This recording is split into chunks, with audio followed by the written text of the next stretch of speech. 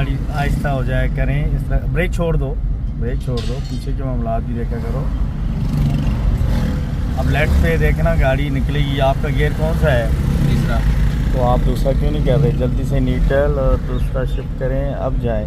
देखिए आपने ब्रेक ली ना गाड़ी की वजह से, आपकी स्पीड क्या होगी? स्लो हो गई है, 20 लेस हो गई थी। तो आपको दूसरा गियर लगा देना चाहिए। जिसमें आप मिस्टेक कर रहे थे, आप उसी गियर में खींचने की कोशिश कर रहे थे। छोड़ दो ब्रेक, अभी जाओ।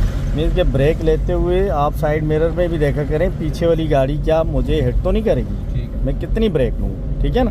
ज़रूरी है ये।